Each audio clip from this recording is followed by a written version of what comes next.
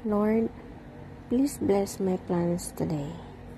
Panginoon, maraming salamat sa laging pagbibigay ng mga araw na puno ng blessings. Salamat sa proteksyon mo na lagi kong kasama para sa akin at aking buong pamilya. Thanks always for your provision, your guidance and protection. Thank you also, God, for faithfulness and love for us, Lord.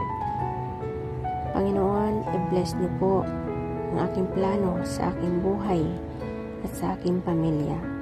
Alam ko po na lagi niyo akong pinoproteksyonan kasama ng aking mga pangarap. Panginoon, hindi po ako isang perpektong tao at alam ko po na hindi rin perpekto ang aking plano. Pero kayo na po ang bahalang mag-ayos ng mga mangyayari dahil naniniwala pa rin ako, Lord, na ikaw ang mas nakakaalam ng bukas. Alam ko po, Lord, na marami po akong dadaanan para matupad ang aking plano sa aking buhay. Pero alam ko po na bibigyan niyo po ako at ang aking plano sa buhay ng tamang direksyon. Hindi rin po ako nag-alala na baka hindi po matupad ang mga ito.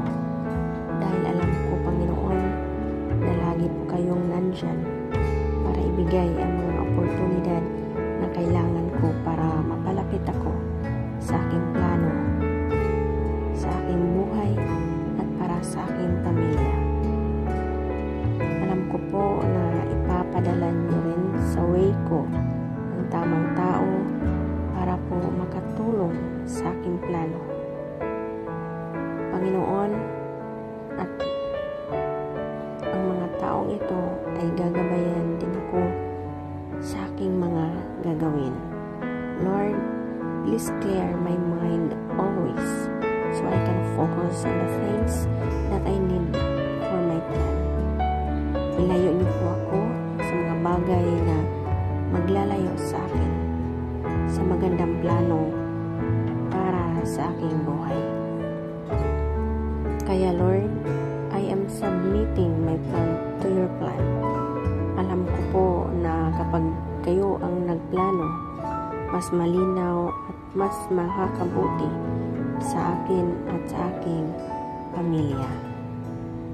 Lord, please keep me safe and my family always. Kayo na po ang bahala sa amin at sa aming mga bukas. Kayo na rin po ang bahala, Panginoon, sa aming bayan. Patuloy kami magtitiwala at maniniwala sa inyong grasya, Panginoon. Ibinibigay po namin, sinusuko po namin ang lahat ng aming mga dinadala ngayon sa aming buhay. Lord, ikaw na po ang bahala sa aming mga problemang ito. This is our prayer. In Jesus' name, Amen.